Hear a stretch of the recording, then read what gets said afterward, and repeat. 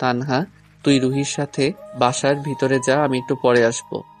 ঠিক আছে, কিন্তু তুমি এখন কোথায় যাবে? আর তুমি না থাকলে কি আমার বাসার মধ্যে ভালো লাগবে নাকি? একে তো তানহা আমাকে এভাবে জড়িয়ে ধরছে, সেই রাগে রুহি ফেটে যাচ্ছে। তার উপর তানহার এই আহ্লাদি কথাবার্তা যেন রুহির গায়ে রাগটা আরো বাড়িয়ে দিচ্ছে, যেটা রুহির চেহারা আর আমার দিকে রাগীভাবে তাকানো দেখে বোঝা যাচ্ছে।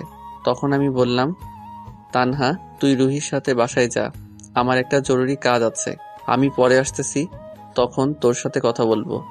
এমনিতেই মাথার উপর বিপদ ঘুরঘুর করছে, তুই কথা বলে সে বিপদটা আর বাড়িয়ে দিস না। আচ্ছা ঠিক আছে, তাহলে তুমি যাও, কিন্তু তাড়াতাড়ি বাসায় ফিরে আসবে। আমি কিন্তু তোমার অপেক্ষা করব। তারপর রুহি আর তানহা দুজনে মিলে বাসার ভিতরে যেতে লাগলো। আর রুহি আমাদের বাসার দরজার সামনে গিয়ে তানহাকে বলল, তানহা, তুমি বাসার ভেতরে যাও, আমার রুদ্রকে একটা কথা বলার আছে, সেটা বলে আসি, কেমন? আচ্ছা ঠিক আছে। কথাটা বলেই তানহা আমাদের বাসার ভিতর ঢুকে যায়। এদিকে আমি শুধু দেখছিলাম রুহি তানহাকে নিয়ে বাসার ভিতরে যায় নাকি আবার ফিরে এসে আমাকে কিছু বলে। কিন্তু যখন দেখলাম রুহি দরজার সামনে গিয়ে আবার থেমে গিয়ে তানহা কিছু বলতেছে, তখন আমি বাইকটা ঘুরিয়ে বাসা থেকে বেরিয়ে যেতে থাকি। ঠিক তখনই রুহি পিছন থেকে চিৎকার করে বলল, ওই কুত্তা, দাঁড়া বলছি, পালিয়ে যাবি কোথায়? রুহির চিৎকার শুনে আমি দাঁড়িয়ে যাই। তখন রুহি আমার কাছে এসে বলল, বাহ, আমার কাছ থেকে পালানো হচ্ছে তাই তো, কিন্তু পালিয়ে যাবি কোথায়? রাতে বাসায় আসবি না? তখন তোকে দেখে নিব। আমি পালাবো কেন? আমি কি কিছু করছি নাকি যে কাউকে ভয় পেয়ে পালাবো? আমার কথা শুনে রুহি রাগী কণ্ঠে বলল, কিছু করো নাই তাই তো? আমি বারবার তোমাকে বলছি ওই তানহা শাকচুন্নির কাছ থেকে দূরে দূরে থাকতে, কিন্তু আমার কথার কোনো মূল্যই নেই তোমার কাছে। উল্টো তানহার সাথে এমন ভাবে বাইকে বসেছিল যেন তানহা তোমার বউ লাগে। আবার ওই শাকচুন্নির কথা ঢং করে বলে, তুমি তাড়াতাড়ি বাসায় এসো, তোমাকে ছাড়া ভালো লাগে না। এখন তো ইচ্ছে করছে ওই শাকচুন্নির মাথার চুলগুলো ছিঁড়ে দিতে। আরে এতে এত রাগার কি আছে? আসলে বাইকে এমনিতেও জায়গা কম থাকে, আর তানহা নাকি বাইকে উঠতে ভয় পায়, তাই একটু জড়িয়ে ধরে বসছে।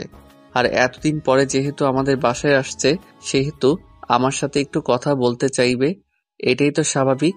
তাই বলে তুই এত রেগে যাবি নাকি? রুহিকে বোঝানোর জন্য বললাম কথাটা, কিন্তু হয়ে গেল উল্টা। কারণ আমার কথা শুনে রুহি আরো রেগে গেল।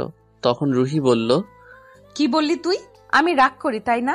আর তুই যখন আরেকজনের সাথে লেপটালেপটি করে বাইকে ঘুরে বেড়াস, তার বেলায় কিছুই না। তুই এক্ষুনি আমার সাথে বাসার ভেতরে আয়, তোর সাথে আমার দরকার আছে। আমি বাহিরে কোনো ঝামেলা করতে চাই না। রাগ দেখিয়ে বলল। রুহির কথা শুনে বেশ বুঝতে পারছি, এখন যদি আমি ওর সাথে বাসার ভিতরে যাই তাহলে রুহি আমাকে আস্ত রাখবে না, একদম শেষ করে দিবে। তখন আমি বললাম, আমাকে দেখে কি তোর পাগল মনে হয়? আমি এখন তোর সাথে বাসায় যাই আর তুই আমার উপর সেদিনের মতো অত্যাচার শুরু কর, এবার আর তা হবে না। কথাটা বলেই আমি রুহির সামনে থেকে চলে যাই। তখন রুহি পিছন থেকে চিৎকার করে বলল, কতক্ষণ বাইরে থাকিস আমিও দেখে নিব। রাতে বাসায় ফিরবি না, তখন তোর খবর আছে কুত্তা। রুহি এই কথাটা শেষ করতে করতে আমি ওর চোখের আড়াল হয়ে যাই। আর আমি এটাও জানি এখনো হয়তো রুহি আমাকে মনে মনে বকা দিচ্ছে। আর রুহির সামনে থেকে চলে এসে ভালোই হলো, না হলে শুধু ওর হাজারটা প্যাচাল শুনে আমার মাথাটা খারাপ হয়ে যেত। তাই কিছুক্ষণ বাইরে ঘোরাঘুরি করে পরে বাসায় গেলে এমনিতেই সব ঠিক হয়ে যাবে। অন্যদিকে রুহি রুদ্রের সাথে রাগারাগি করে বাসার ভিতর গিয়ে দেখে তানহা রুদ্রের আম্মুর সাথে হেসে হেসে কথা বলছে। আর তানহাকে দেখলেই কেন জানি রুহির রাগটা বেড়ে যায়। তখন রুহি নিজের রাগটা নিজের ভিতরে চেপে রেখে হাসি মুখে ওদের কাছে যায়। তখন আম্মু বলল, রহিমা, তুই একটু তানহার সাথে বসে গল্প কর, আমি চুলার উপর রান্না বসিয়ে রাখছি, সেটাকে শেষ করে আসি। আচ্ছা ঠিক আছে বড় আম্মু, তুমি যাও, আমি তানহার সাথে কথা বলছি। আম্মু যখন রান্নাঘরে চলে যায় তখন তানহা রুহিকে বলল, হাই রুহি, কেমন আছো? তখন তো আর কিছু জিজ্ঞাসা করা হলো না। আগে ভালো ছিলাম, তবে এখন খুব একটা ভালো নেই। তা তোমার কি অবস্থা? আগে ভালো ছিলে, এখন ভালো নেই মানে? কথাটা ঠিক বুঝলাম না। আসলে হঠাৎ করে মাথাটা ব্যথা করতেছে, তাই খুব বেশি ভালো লাগছে না। ও আচ্ছা, তাই বলো। তা হঠাৎই মাথা ব্যথার কারণ কি? আগে থেকে প্রবলেম ছিল নাকি? বিড়বিড় করে বলল, শাকচুন্নি, আমার মাথা ব্যথার কারণটা তো তুই নিজেই। রুহি, তুমি কি বললা বুঝতে পারি নাই। আরে তেমন কিছু না, আস্তে আস্তে ঠিক হয়ে যাবে। তা তুমি ফিরে যাবে কবে?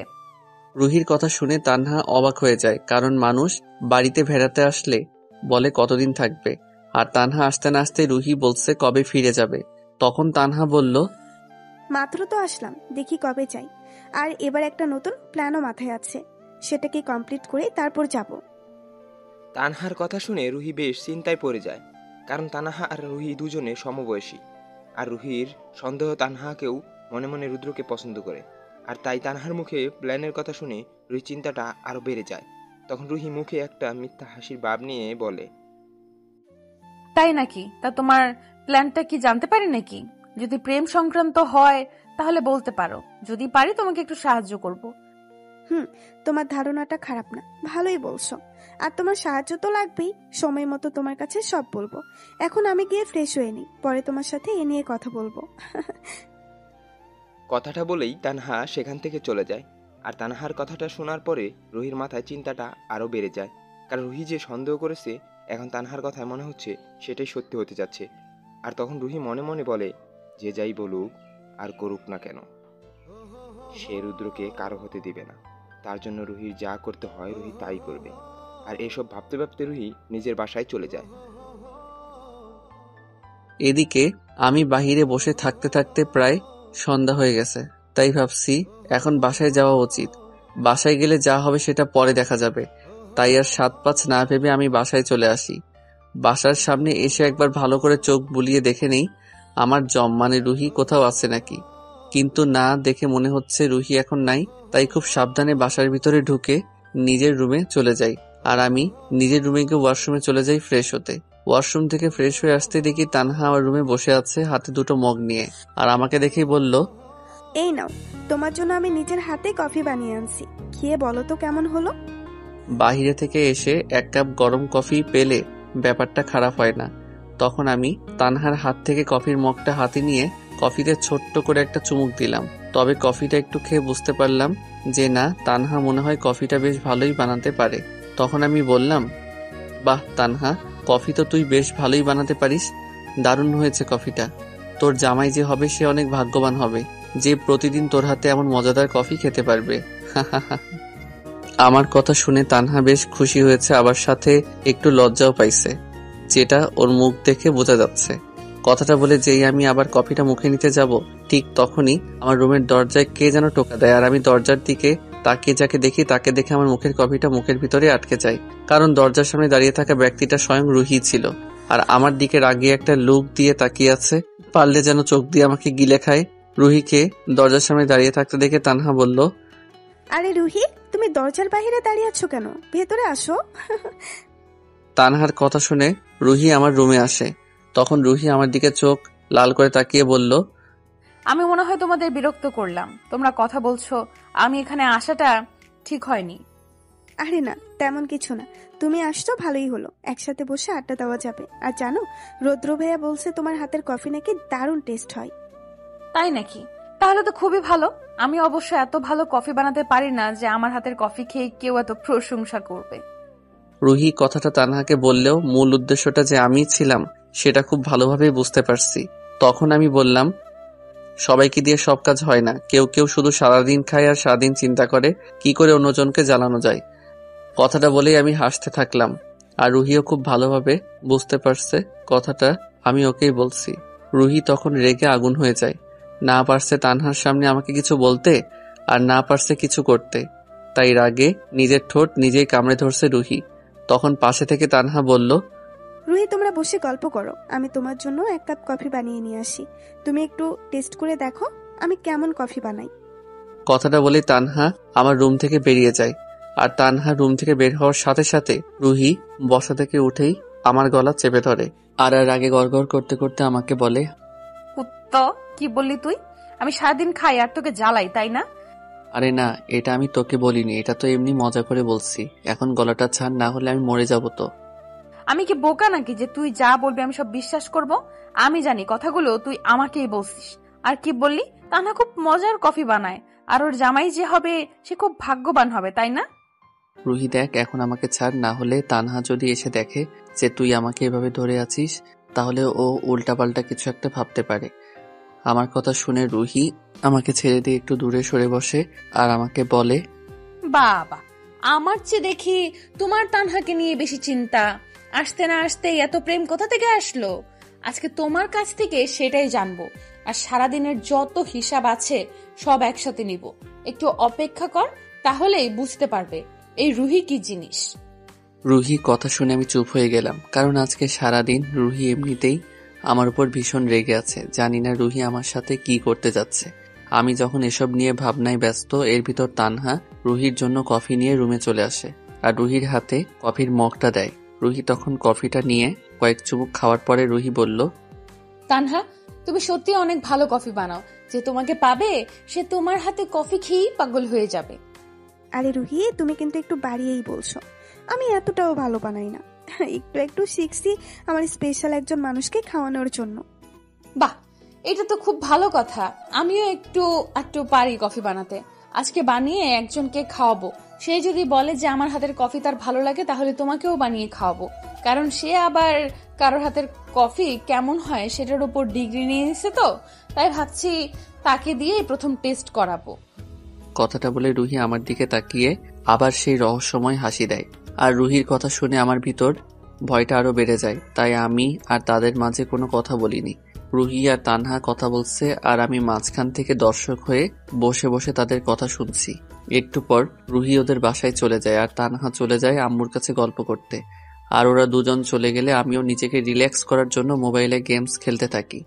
আমি রুমে বসে মোবাইলে গেমস খেলছি প্রায় 1 ঘন্টা হলো।